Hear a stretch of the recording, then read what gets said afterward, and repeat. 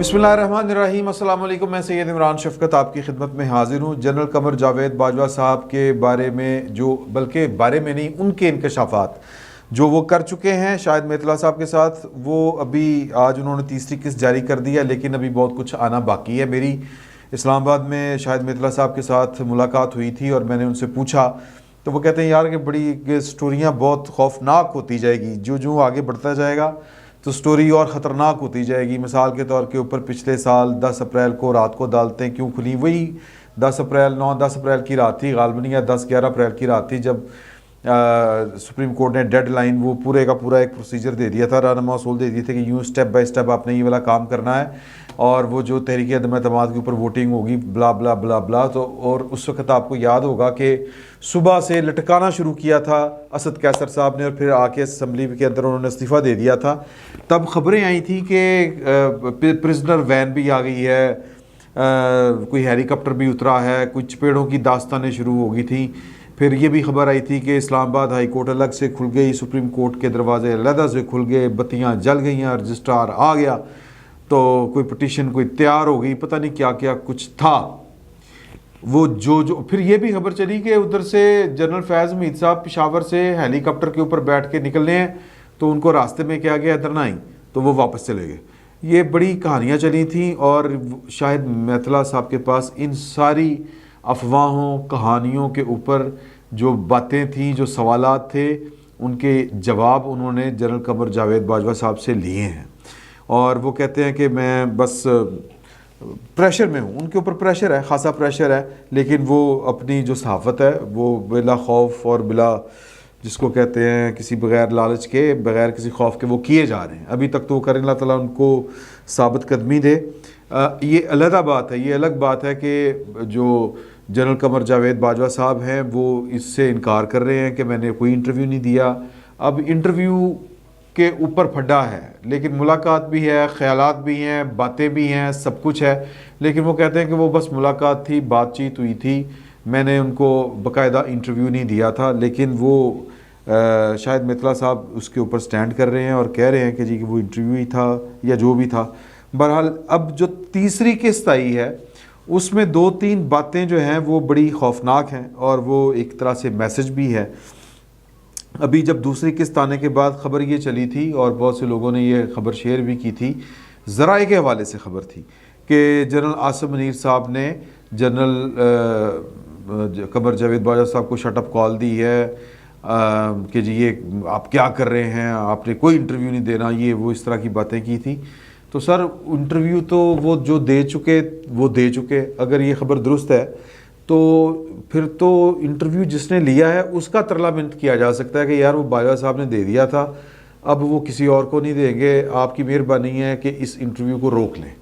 दुनिया भर में सहाफ़ी जो होते हैं जब इस तरह की उनको अप्रोच किया जाता है तो वो कंप्रोमाइज़ बाज़-औक़ात कर लेते हैं, बाज़-औक़ात रोक लेते हैं। अगर बाजवा साहब उनको कहें, हो सकता है कि वो रोक लें और कहें कि जी कि जो बात मैंने आपसे की थी ये मेरी और आपके दरमियान अमानत है, हो सकता है वो रोक लें। लेकिन अगर बाजवा साहब ने पहले कुछ कहा था अब बाद में उससे पीछे हट जाएं तो शायद ये भी ज़रा एक मुश्किल काम होगा। और ये तीसरी किस्त इस बात का एक तरह से ऐलान है कि जनरल फैज़ हमीद साहब को ना रोका गया है, ना शाहिद मेतला साहब को किसी ने अप्रोच किया है। अगर अप्रोच किया है तो मेरी जो उनसे पिछले पीर को ये जो गुज़रा है मुलाकात हुई थी, उस दिन तक तो उन्होंने मुझे ये इस तरह की बात नहीं बताई और फिर ये कल जारी किया है। इसका मतलब है कि उनको अगर किसी अव्वल तो रोका नहीं, अगर रोका गया है तो वो रुके नहीं। तो एक अपनी जगह पर हकीकत है, लेकिन मेरी जो एक असेसमेंट है वो असेसमेंट ये है कि जनरल जो आसिम मुनीर साहब हैं वो जनरल बाजवा साहब की हया करते हैं, उनकी इज़्ज़त करते हैं, वो उनके इमीडिएट बॉस रहे हैं वो, और ये कोई पुरानी बात नहीं है, ये नवंबर तक वो उनके बॉस थे। 26 नवंबर को वो रिटायर्ड हुए हैं और उन्होंने उनकी जगह के आके ऊपर चार्ज लिया है, कमांड संभाली है उनकी जगह के ऊपर। तो फ़ौज के अंदर वैसे भी हम जो जर्नलिस्ट हैं, डॉक्टर्स, इंजीनियर्स, जो भी प्रोफेशनल्स हैं, वो अपने जो इमीडिएट बॉस रहे हैं उनकी हया करते हैं। तो वैसे भी जो जनरल कमर जावेद बाजवा साहब हैं उनका घर जो है वो आर्मी हाउस के बिल्कुल करीब है, और मेरी इतला के मुताबिक जो जनरल बाजवा साहब हैं وہ جب دل ان کا کرتا ہے وہ جنرل عاصم منیر صاحب سے ملنے بھی چلے جاتے ہیں. اور جنرل عاصم منیر صاحب کا تو مجھے پتہ نہیں، لیکن جنرل قمر جاوید باجوہ صاحب گپ شپ کے بڑے شوقین ہیں. یہ بار بار ثابت بھی ہو رہا ہے. لاہور آتے ہیں تو اپنے جو مرضی کے جو ان کے جو جرنلسٹ ہیں اور جو دیگر ان کے جو دوست احباب ہیں ان سے جب وہ ملتے ہیں تو 5-7 گھنٹے کی نشست ہوتی ہے. اور تو اور وہ اگر بریفنگ بھی دیتے تھے جب وہ چیف آف آرمی سٹاف تھے تو وہ آخری بریفنگ جو انہوں نے لمز میں جو طلبہ کو دی تھی وہ بھی تقریباً 7-8 گھنٹے کی تھی. تو لہٰذا ان کو روکنا ذرا مشکل کام ہوگا. آگے چل کے ہو سکتا ہے کہ ان کو ریکویسٹ کی جا سکتی ہے. اور سر ویسے بھی جس آرمی چیف جو ابھی مہینہ جمعہ 8 دن ہوئے ہو ریٹائر ہوا ہو اور 12 لیفٹیننٹ جنرل وہ پروموٹ کر کے گیا ہو، میجر جنرلوں کو لیفٹیننٹ جنرل کے عہدے کے اوپر پروموٹ کر کے گیا ہو، تو سر وہ بڑا طاقتور آدمی ہوتا ہے وہ اس کو بڑا زوم ہوتا ہے. تو لہٰذا جنرل باجوہ صاحب جو ہیں وہ ابھی تک پاور انجوائے کر رہے ہیں، تو وہ چھیتی کی طرح مندے نہیں گالو والے کسی دی بھی. تو یہ میں آتا ہوں اس بات کے اوپر کہ جنرل عاصم منیر صاحب کو بھی وہ رگڑ گئے جنرل باجوہ صاحب، اور وجہ وہی ہو سکتی ہے جو میں نے آپ کو بتائی کہ وہ سٹل وہ پاور کو انجوائے کر رہے ہیں. اور نواز شریف صاحب کو انہوں نے کہتے ہیں کہ ان کے بارے میں بھی کہا کہ ہم تو ان کو کہہ رہے تھے کہ اس انٹرویو کے نا 2-3 یہ جو پورشن آیا ہے اس کے 2-3 حصے ہیں. ایک یہ ہے کہ جو بات گھوم رہی ہے وہ نواز شریف صاحب کے گرد گھوم رہی ہے. اگر آپ غور سے اس کو پڑھیں تو کہ سوال پہلا یہی ہوتا ہے کہ آپ نے نواز شریف صاحب کو نااہل کروایا، آپ نے کروایا. انہوں نے کہا کہ جی تسی ججوں کو آپ لوگ کیا سمجھتے ہیں؟ جج تو پہلے متھے بیٹھے ہوئے تھے، اور یہ جو فوج ہوتی ہے یہ ہر معاملے کے اوپر جو ہے وہ ملکہ حاصل نہیں رکھتی. ایسا نہیں ہو سکتا کہ فوج کی دسترس میں ہر چیز ہوتی ہے، جج خود بڑی چیز ہوتے ہیں، یہ ان کا کہنا تھا. اور وہ کہتے ہیں کہ سپریم کورٹ کے ججز جو ہیں وہ پہلے سے متھے بیٹھے ہوئے تھے، اور جو میں نے تو کچھ نہیں کیا، ہم نے تو کچھ نہیں کیا، ہاں فیض امید نے اگر کچھ کر دیا ہو تو مجھے پتہ نہیں ہے. اب یہ فیض امید جو ہے نا یہ بڑا کام خراب ہے. تو میں نے کہتے ہیں کہ میں نے ان سے پوچھا کہ فیض امید یہ کام خود سے کر سکتے ہیں؟ تو انہوں نے کہا ہم وہ دنیا بھر کی انٹیلیجنس ایجنسیاں اسی طرح ہی کام کرتی ہیں، آپ ان سے کام کروا رہے ہو اپنے امیجیٹ جو آپ کے سبارڈینیٹس ہوتے ہیں تو ایک آدھ کام وہ اپنی مرضی کا بھی کر لیتے ہیں. سبحان اللہ ویسے کہ ایک وزیر اعظم کو گرانا تھا اور وہ اپنی مرضی سے وہ گرا سکتے ہیں. لیکن بہرحال یہ ماضی میں اس کی وہ ملتی ہے مثال کہ جنرل راحیل شریف صاحب جو ہیں وہ صرف ایکسٹینشن لینا چاہتے تھے. باجوہ صاحب نے بھی اس کا ذکر کیا تو، لیکن وہ نواز شریف صاحب کی حکومت 2014 میں نہیں گرانا چاہتے تھے، لیکن جنرل ظہیر الاسلام صاحب نے پورا پلان بنایا ہوا تھا. اور پھر وہ جب آفتاب سلطان صاحب جو اس وقت کے ڈی جی آئی بی تھے انہوں نے ان کی ٹیپ جو تھی وہ کر لی تھی آڈیو ٹیلی فون کے اوپر، وہ کسی سے گفتگو کرتے ڈی جی آئی سے ہی، تو وہ نواز شریف صاحب کو جا کے دی. نواز شریف صاحب نے پھر راحیل شریف صاحب کو سنائی، پھر راحیل شریف صاحب نے ظہیر الاسلام صاحب کو بلایا، کہا یہ آواز آپ کی، انہوں نے کہا جی سر، پھر ان کو کہا چلو غائب ہو جاؤ. پھر اس کے بعد جو راحیل شریف صاحب جو ہیں انہوں نے ملاقات کی تھی، طاہر القادری صاحب کو بھی بلایا تھا اور عمران خان صاحب کو بھی بلایا تھا جب وہ لالیاں ان کے اوپر پھخ رہی تھی. یہ میں آپ کو انفارمیشن دے رہا ہوں، یہ جنرل باجوہ صاحب نے یہ والی بات نہیں کی. تو بہرحال وہ کہتے ہیں کہ جی انہوں نے اپنی مرضی سے کر دیا. وہ کہتے ہیں میں نے پھر پوچھا کہ آپ نے ان کو نااہل کروایا تھا؟ انہوں نے کہا کہ دیکھو یار کہ ججز کے اپنے مسائل ہوتے ہیں، اور ججز جو ہیں وہ ان کے اپنے، انہوں نے ہمیں کہا تھا کہ آپ ہمیں ثبوت لا کے دیں، تو پھر وہ کہتے ہیں کہ ثبوت لانا ضروری تھا. میں نے عاصم منیر صاحب کو یو اے ای بھجوایا، ان کے عربوں سے بڑے اچھے تعلقات تھے، وہ وہاں سے پاناما لے کے آ گئے. انہوں نے کہا کہ جی کہ پاناما وہ لے کے آ گئے تو یو اے ای کو غصہ تھا کہ نواز شریف صاحب نے فوج نہیں بھجوائی، اس وجہ سے تو نہیں دے دیا، نہیں بس آ گیا انہوں نے کہا، اور عاصم منیر صاحب لے کے آئے تھے. Okay very good. تو یعنی کہ عاصم منیر صاحب کے اگر کسی کے ساتھ اس وقت تعلقات بہت اچھے ہیں تو وہ باور کروانا چاہ رہے ہیں کہ عاصم منیر نے اگرچہ عمران خان صاحب کی فائلیں بھی نکال کے ان کو دی تھیں، ان کی بیگم کی کرپشن کی، تو نواز شریف صاحب کے خلاف بھی پاناما عاصم منیر صاحب لے کے آئے تھے. یہ وہ باور کروانا چاہ رہے ہیں. بہت تیز نے باجوہ صاحب، سمجھ رہے ہیں نا آپ، اس پہ غور کریں آپ. تو بہرحال وہ کہتے ہیں کہ جی کہ باقی ججوں کے اپنے مسائل بھی ہوتے ہیں. جو جسٹس آصف سعید کھوسہ کی بہن، نام نہیں انہوں نے بتایا لیکن وہ نرگس کھوسہ کہی جاتی ہیں، شہباز شریف صاحب نے ان کو طلاق دی تھی تو وہ بھی ان کے اوپر غصہ تھا. اور ویسے بھی پاناما میں وہ کہتے ہیں کہ جی کہ انہوں نے وہ عدلیہ میں بھیج دیا، ان کے اپنے غلط فیصلے تھے، میں نے ان کو مطلب کیا کرتا، میں تو نہیں کہہ سکتا تھا. اب انہوں نے فوج کو شامل کر لیا کہ جی کہ انکوائری میں، کہ جی کہ انکوائری میں جے آئی ٹی جو ہے وہ فوج کے یا آئی ایس آئی اور ملٹری انٹیلیجنس کے لوگ بھی ہوں۔ وہ کہتے ہیں کہ نواز شریف صاحب غالباً یہ چاہتے ہوں گے، حالانکہ بہت میں نے بھی کہا تھا، پیغام بھجوایا تھا کہ یہ نہ کریں، بلکہ میں نے تو کہا تھا کہ آپ ریزائن کر جائیں، آپ نااہلی سے بچ جائیں گے۔ میں نے چودھری منیر اور شجاعت عظیم، وہ میرے سسر کے دوست تھے، ان کے ذریعے پیغام بھجوایا تھا۔ فواد حسن فواد صاحب جو پرنسپل سیکرٹری تھے، ان کو بھی کہا تھا، انہوں نے قائل کر لیا تھا نواز شریف صاحب کو، لیکن نواز شریف صاحب مان بھی گئے تھے، لیکن مریم نے آ کے کام خراب کر دیا تھا۔ مریم دیتے بھی بڑا واٹے۔ اب اس انٹرویو میں نواز شریف صاحب کو وہ تسلیم کرتے ہیں کہ جی کہ ہمیں نواز شریف صاحب برے لگتے تھے کیونکہ ہمیں عمران خان اچھا لگتا تھا، اور ججوں کو بھی انہوں نے جب کہا نا کہ اچھا اس کا مطلب ہے جج انصافی بھی تھے، تو ہنس کے انہوں نے کہا کہ انصافی تو ہم بھی تھے، تب تو ہمیں بھی عمران خان کی محبت بڑی سر پہ سوار تھی اور ہمیں لگتا تھا کہ وہ اچھا آدمی ہے، آ کے سنبھال لے گا۔ وہی پروجیکٹ عمران خان کی تصدیق کر رہے ہیں بیسیکلی، اور بہرحال وہ یہ ہو گیا وہ ہو گیا۔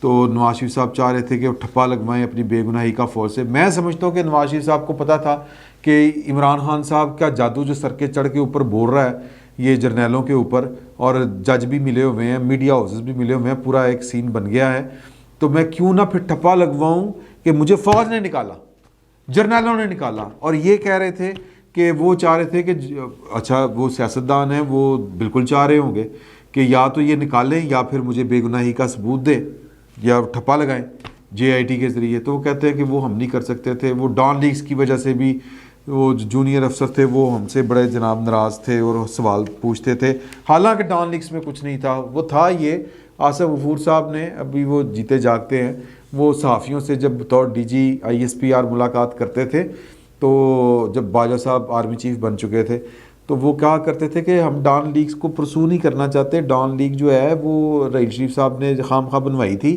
کیونکہ وہ ایکسٹینشن لینا چاہتے تھے۔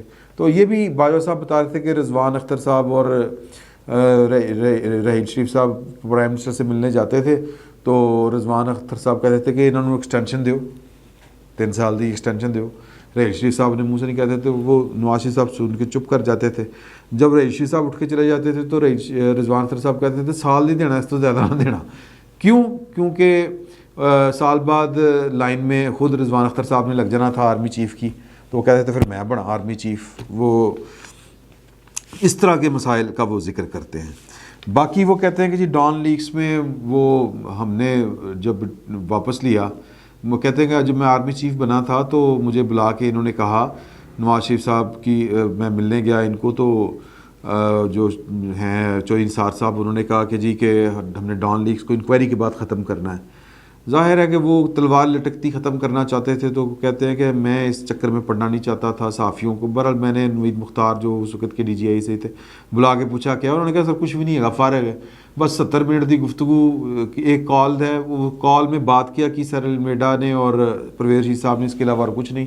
طارق فاطمی، پرویز شیخ صاحب، اس طرح کے ایک وہ راؤ تحسین صاحب، یہ نام آ رہے تھے۔ تو میں نے کہا یار مکاؤ، جو صحافی ہیں ان کے خلاف وہ کیا ہے اے پی این ایس کے سی پی این ای میں بھیجے معاملہ، باقی ان کے خلاف جو ہے وہ مان نہیں رہے تھے پرویز شیخ صاحب کو فارغ کرنے کے اوپر۔ بہرحال وہ مان گئے، وہ ادھورا سا نوٹیفیکیشن جاری کیا۔ میں نے انگریزی میں فون کر کے اس کو برا بھلا کہا کہ یہ ادھورا نوٹیفیکیشن کیوں جاری ہوا ہے آصف غفور کو، آصف غفور نے ریجیکٹڈ کی کر دی، اور میں پھر فٹا چلا گیا، پیچھے سے فون آ گیا کہ پرائم منسٹر صاحب ملنا چاہتے ہیں۔ اب مجھے لگے کہ جناب کام گڑبڑ ہے، وہ غصے ہوں گے، ناگواری کا اظہار کریں گے، لیکن انہوں نے کوئی ناگواری نہیں کی۔ بس اینڈ پہ جاتے ہوئے انہوں نے احساس ہی دلایا، اینڈ پہ جاتے ہوئے مجھے رخصت کرتے ہوئے باہر تک آئے اور استقبال بھی باہر آ کے مجھ سے کیا میرا، اور مجھے کہا کہ جنرل صاحب آپ نا غصے میں فیصلے نہ کیا کریں۔ میں کہا کام خراب ہو گیا کوئی، تو میں نے پھر نہ کہا کہ یار کہ پرائم منسٹر نے اب چائنا جانا ہے، تو ہم پرائم منسٹر کو لیٹ ڈاؤن کر کے چائنا نہیں بھیجنا چاہتے، وہ کہیں گے کہ اس کا اپنی فوج پہ کنٹرول نہیں، تو یہ سی پیک، اگین سی پیک اپنا چکر، تو سی پیک اور اس طرح کے بڑے بڑے فیصلے کس طرح اکیلے کر سکتے ہیں۔ تو میں نے کہا کہ جی کہ ہم واپس لینے لگے ہیں، تو پھر کچھ جرنیل بھی اور یہ حکومت والے، خواجہ آصف صاحب کا خصوصاً انہوں نے نام لیا کہ انہوں نے آ کے کہا کہ فوج اپنا کر کے کوئی کام واپس نہیں لیندی، آپ نے مورال ڈاؤن کرنا ہے، آپ کیوں ٹویٹ واپس لینے لگے ہیں؟ لیکن میں نے کہا کہ ٹویٹ واپس لینا ہے، تو پھر وہ ریجیکٹڈ والا ٹویٹ واپس لیا۔ پھر یہ آصف غفور صاحب کو لے کے وزیر اعظم کے ساتھ ملنے بھی گئے تھے، میرا خیال ہے کہ وہ سوری سوری بھی ہوا ہوگا، یہ اس کا انہوں نے ذکر نہیں کیا. تو اسی طرح کی باتیں ہیں ساری کی ساری. پھر وہ کہتے ہیں کہ جی آرٹیکل 6 لگانا بڑی غلطی تھی، آرمی چیف جو ہوتا ہے نا وہ فوج اپنے آرمی چیف کا بڑا لحاظ کرتی ہے، سیاسی جماعتوں کو سمجھ نہیں آتی. یہاں پہ بھی جو باجوہ صاحب ہیں وہ اپنا کیس جو ہے وہ پیش کر رہے ہیں کہ میرے تے نہیں آرٹیکل 6 لانا، میں اپنے 12 جرنیل لائے ہوئے ہیں، تو لیفٹیننٹ جنرل پروموٹ کیے ہیں میں نے 12 کے 12. تو وہ کہتے ہیں پرویز مشرف کو ہم نے پھر روکا، یہ بھی پریشر تھا. تو یہ چیزیں ساری ملا کے ہم نے ان کو فارغ کر دیا، ہو گئے. یہ اس طرح کی ساری گفتگو ہے. تو بیسکلی ان ساری جو گفتگو کا جو حال احوال ہے وہ یہی ہے جناب کہ پاکستان کی جو فوج ہے، پاکستان کے جو جا طلب جرنیل ہیں، وہ اپنا جو ہے وہ ایجنڈے کے اوپر کوئی نہ کوئی چل رہے ہوتے ہیں. جس طرح ہر کسی کا اپنا بھی ہوتا ہے. جس طرح رئیس شریف صاحب ایکسٹینشن لینا چاہتے تھے، رضوان اختر صاحب بقول باجوہ صاحب کے کہتے تھے جب اٹھ کے چلے جاتے تھے سال نہیں دینا، سال تو بعد میں تہاڈی خدمت کراں گا.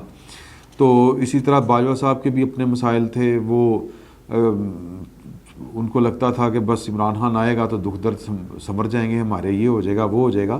پھر اپنا بھی انہوں نے کہا کہ جی کہ میں نے معاف کر دیا تھا آصم منیر کو، اور آصم منیر کہہ رہا ہوں سوری آصم سلیم باجوہ کو، کیونکہ انہوں نے قادیانی کی کمپین چلائی تھی رضوان اختر صاحب کے کہنے کے اوپر. لیکن رضوان اختر کو بھی میں نے کر دینا تھا معاف، میں نے اس کو ٹرانسفر کر دیا تھا. لیکن وہ سیاست میں تکھڑا لین تو باز نہیں آتا تھا، یعنی کہ دخل اندازی کرنے سے باز نہیں آتا تھا.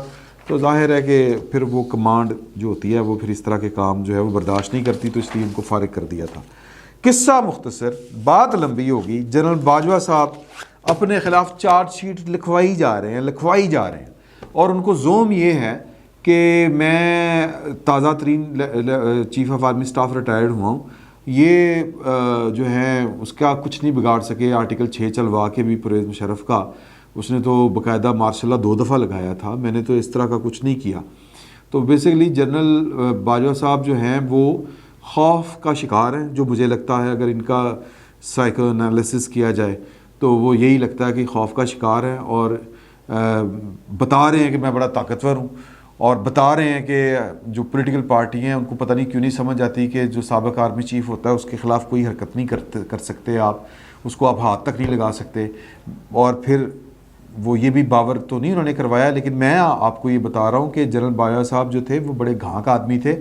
اپنی ریٹائرمنٹ سے مہینہ 2 مہینے پہلے انہوں نے 12 لیفٹیننٹ جنرلز پروموٹ کیے، یعنی کہ 12 میجر جنرلز کو لیفٹیننٹ جنرلز کے اوپر پروموٹ کیا. اور وہی اب اس وقت پاکستان کی فوج ہے ایک طرح سے. تو ایک ان کو یہ بھی زوم ہے. اور یہ انہوں نے کیوں کیا؟ ایک ایکسٹینشن مل جائے گی تو اوکے، میری اپنی فیلڈنگ لگی ہوئے گی، میری اپنی ٹیم ہوگی. اگر ایکسٹینشن نہیں ملے گی تو یہ کم از کم مجھے پروٹیکٹ بعد میں کریں گے. لیکن میں گزارش یہاں پہ کچھ اور کرنا چاہتا ہوں. وہ گزارش یہ ہے کہ سر حالات کی ستم ظریفی جب اپنی کرنی پر آتی ہے تو انہونیاں ہو کے رہتی ہے. جو عمر طاہر بندیال صاحب ہیں ان کو بھی نہیں پتہ تھا، انہوں نے بھی کبھی بیٹھ کے ٹھنڈی چھاں میں یہ بھی نہیں سوچا ہوگا کہ اس طرح کے حالات کا ان کو سامنا کرنا پڑ سکتا ہے. پاکستان کی فوج کی کمانڈ نے، پاکستان کی فوج نے یہ بھی کبھی نہیں سوچا ہوگا کہ ان کو پاکستان کے دستور اور پاکستان کی پارلیمان کا سہارا چاہیے ہوگا. تو یہ حالات کا تقاضا ہوتا ہے، وقت کی ستم ظریفی ہوتی ہے، حالات کا جبر ہوتا ہے. تو کوئی یہ آپ نے بے شک پوری فوج آپ کی ہو، بے شک آپ نے کئی جرنیل لگائے ہوں، اگر وقت نے یہ فیصلہ کر لیا، حالات نے وہ رخ اختیار کر لیا کہ وہ جو آپ لکھ کے اپنے خلاف چارج شیٹ پیش کر رہے ہیں کہ ہم نے نواز شریف کی حکومت گرائی تھی، ہم سیاست میں ملوث رہے ہیں، ہم نے عمران خان کو یہ فائدے پہنچائے ہیں، ہم نے عمران خان کو یوں بچانے کی بھی کوشش کی، ہم نے یہ کیا، ہم نے ججوں کے یوں کر کے استعمال کیا، ہم نے یہ کر کے کیا، ہم نے وہ کر کے کیا. تو پھر سر مشکل وقت تو پھر کوئی پوچھ کے نہیں آتا. یہ جو چارج شیٹ آپ اپنے خود ہاتھ سے تیار کر کے دے رہے ہیں، یہ ہو سکتا ہے کہ یہ فرد جرم آپ پر عائد ہو جائے، کوئی بڑی بات نہیں ہے. تو ذرا احتیاط کرنی چاہیے. باقی تسی آپ سے آنے فی الوقت اتنا ہی. بہت بہت شکریہ.